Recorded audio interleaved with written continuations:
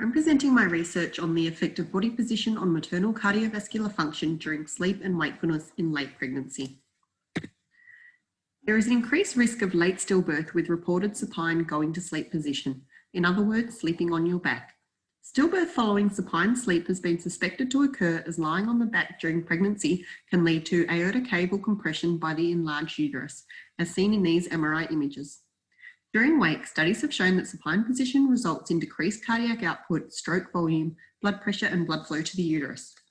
During wake, the autonomic nervous system compensates for cardiovascular changes in the supine position, for example, by increasing peripheral vasoconstriction to maintain blood flow to the uterus. However, sleep may compromise a woman's ability to compensate for position-related changes due to a reduction in sympathetic tone. The aim of this study is to investigate the effect of body position on maternal cardiovascular function in wake and sleep during pregnancy.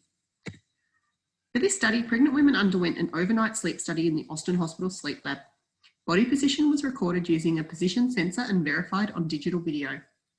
Physiological measures were recorded throughout the night with the porta press, which is a non-invasive device that continuously measures beat-to-beat blood pressure.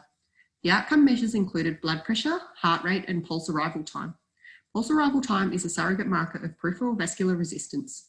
It is the time delay from the R peak of the ECG to the peak of the systolic blood pressure pulse arriving at the finger.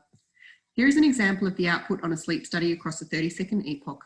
The waveform gives us the systolic blood pressure values at the peak and diastolic values at the troughs.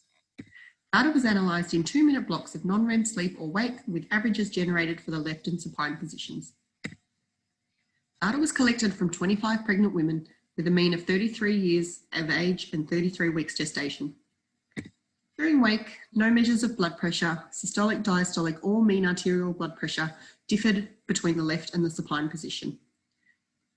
This was also the case during sleep. No differences between the left and supine positions.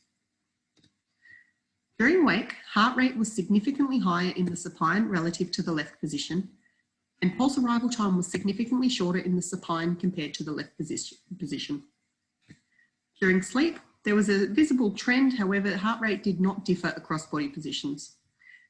Again, pulse arrival time was significantly shorter in the supine position compared to the left.